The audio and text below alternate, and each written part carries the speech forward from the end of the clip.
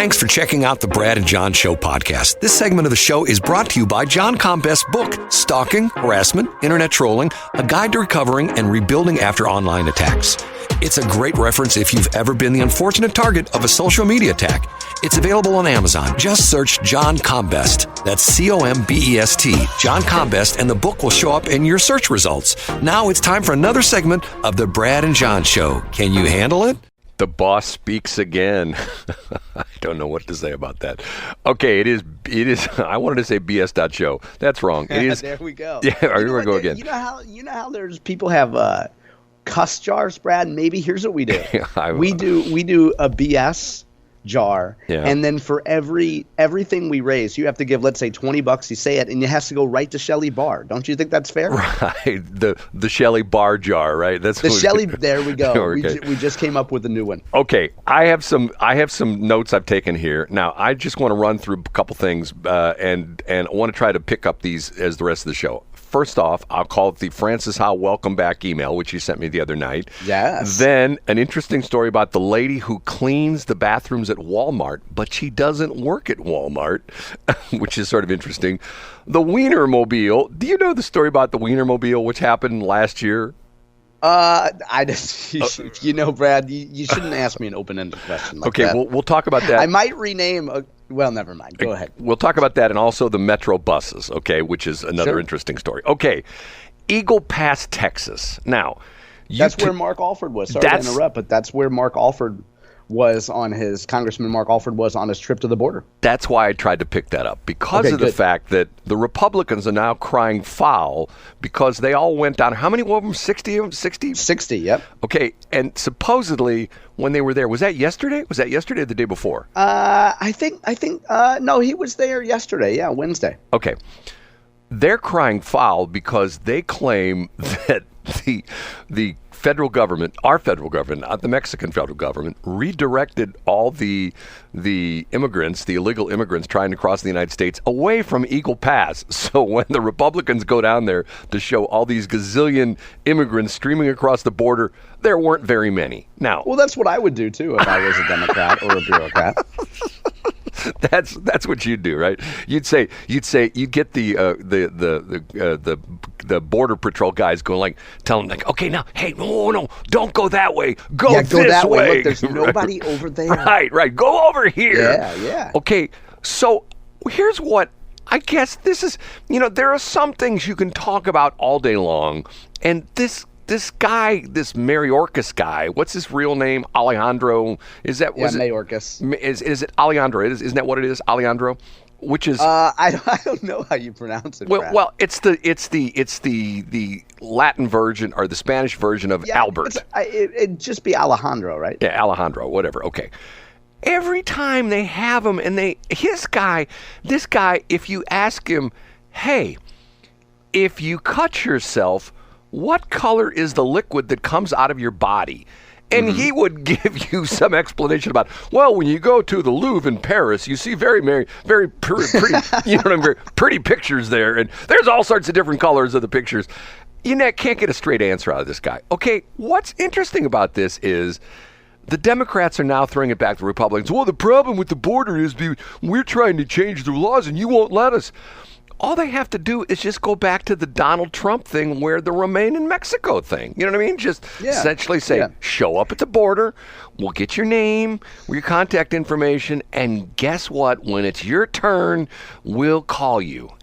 But don't come in the United States. Stay back there in Mexico. And that's what, for the record, that's what guys like Eric Schmidt have been saying from day one. That policy was effective and we should go back to that. Right. And the crazy part of this is that it's like wink, wink, nod, nod. Remember when the Biden administration first went into when it came in after Trump, one of the very first things that Biden did was he put Kamala as the border czar, and what was it? 2 years she never went, and then finally. Yeah. So she, but you know what? She can monitor it from far away, Brad. And you don't want to be around people that might have COVID. See, this is what's frustrating to me. Okay, in the business world, if you're running a company and you say to somebody, let's say you're in let's say you own McDonald's restaurants. And for some reason, and you're McDonald's corporate, and for some reason, all the McDonald's restaurants in Franklin County are extremely profitable, but the restaurants in Jefferson County, not so profitable, okay? Mm-hmm. So you go like, now hold on a minute now. These are both counties that are in the St. Louis area, and these are two counties that touch each other. You know, Franklin is to the southwest and Jefferson's to the south. And, you know, Jefferson has a couple 100,000 people, and Franklin County has, 100,500 people. What's the deal? Okay, so if you're the CEO and you talk to the regional manager who covers Missouri and you say, hey, find out what's going on between the differences between the Jefferson County McDonald's and the Franklin County McDonald's, don't you think that the next thing you would be in your car or on a plane traveling to St. Louis to walk into the restaurants and talk to the managers and talk to the franchisees and say, okay, you Franklin County guys, you're doing great. What are you doing that makes you be the poster child for the successful McDonald's? And we're not saying, and then go to the Jefferson County McDonald's and say, hey, we're not saying you guys aren't doing okay, but look right across the border. The Franklin County McDonald's are doing, their profit ratio is 42% higher than yours. Explain what's going on here. And then you would explore the best practices. Now, right. Brad, a fatal flaw that you continue to make is because of your life as an entrepreneur, you attempt to apply private sector ideas to public sector jobs, which is absolutely ridiculous. If you put somebody in as I would like to point out, I had a long and undistinguished career as a pointy-headed bureaucrat on a federal, county, and state level. And the idea that you would want to apply best practices to a government job, and jokes aside, if in your example, if you and I were working for McDonald's and we were put on that task and we said to our boss, I don't know, we might be out of a job. Or if you just Good luck firing a federal employee. Or if you just said, I can just look at everything on the internet. I don't need to go there, right? Yeah. But I mean, realistically, the idea that you would take someone in government and say, okay, what are the best practices where we can make this stuff work efficiently? And you know what? Because you know what you might find out, Brad? In government, you might eliminate some redundancies. And what does that mean? Oh my God, we can't have that. You cannot have that, Brad. But all jokes aside, when you have a federal employment base, do you think any regional director in the government is going to support a thing that could lead to the elimination of jobs? Well, of course not. I mean, what's and you know that. The funny thing was, who was you're into this kind of stuff. Who was the recent U.S. government official who paraphrased Ronald Reagan? Ronald Reagan made a favorite quote. He said, the worst thing you want to hear is, we're here from the government, we're here to help. Yeah. There's nothing as permanent as a temporary government program. Well, but there was a recent government official who said that and didn't realize he pulled it out of context. Oh, that's right. Yeah, it was actually it was actually a Reagan quote. I remember not clicking on the headline. Right, I remember skimming over it, but I do remember seeing it on Twitter. It was he pulled the Ronald Reagan quote. But what he didn't realize was that it was from Ronald Reagan. Yeah, but Ronald Reagan said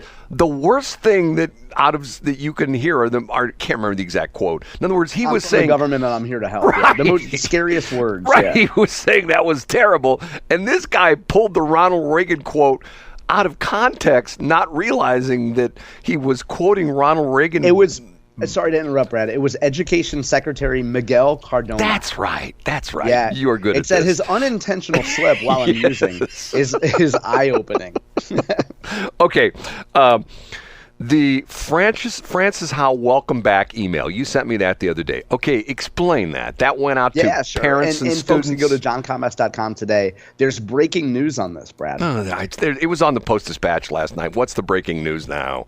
The breaking news is that one of the progressive members of the school board has found a way yesterday to teach those dastardly conservatives a lesson.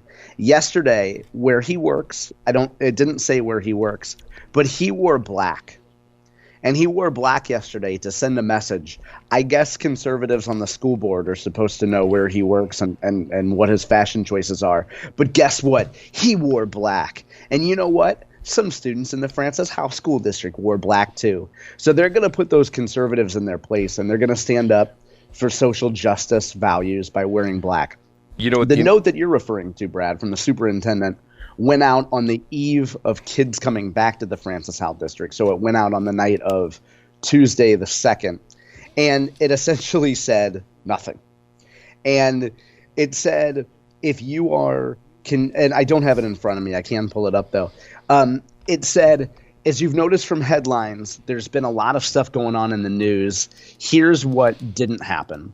And the superintendent says, look, there wasn't a special meeting to talk about, black curriculum. It was just part of a regular meeting. And he also said that there would be community conversations. So there would be roundtables where folks can come in a situation like this. And I've never worked for a school board before, but I've worked with folks who came to the corporate world from school boards. The most important thing you can do is set up a series of meetings where you give public input and you give people an opportunity to channel all this energy to sit down at a table. So the superintendent of Francis Howell is calling these citizens roundtable events. And folks can come in and they can kvetch. And he makes it clear that folks can come in and have civilized discussions. And here's his line. The key quote from this is, as someone who has responsibility for leading this district, it pains me that anyone in our community may not feel valued or welcomed because of your race, religion, language you speak, or values you hold. So anyway, he's like, look, keep an eye out. We're going to have some community roundtables. Everybody can come here and air their grievances. Now, here's where the Republicans are screwing up, okay? Or here's where the conservative members in the school board. You say that one of the progressive school board member wore black and a bunch of the students wore black. Yeah. What the conservative member should come out and just say, hey, guess what? Today it's John Wick Day. Have you ever watched any of the John Wick? I haven't. I don't remember John Wick. John, you don't. I never watched the movies. It's a series of movies, right? Yeah. It's very, very, very violent. But it's like. Is he a goth guy? The story behind John Wick is he's a professional. This is the first. You'd have to watch the first one to have anything make sense. But he's a professional assassin who's retired, and he's not doing the assassination stuff anymore. And he gets married, and his wife gets him a dog, and he loves this little dog, and then his wife dies of cancer or something like that. So one day, by sheer coincidence, he's at a gas station, and he's pumping gas, and a guy comes up to him and wants to buy his car. And John Wick says it's not for sale. And they have a little tete-a-tete back and forth the whole bit. So this guy gets ticked off, and he goes, well, I can't believe that guy won't let me buy his car. So they find out where he lives. And they go to his house, him and and this is like a very convoluted, storyline.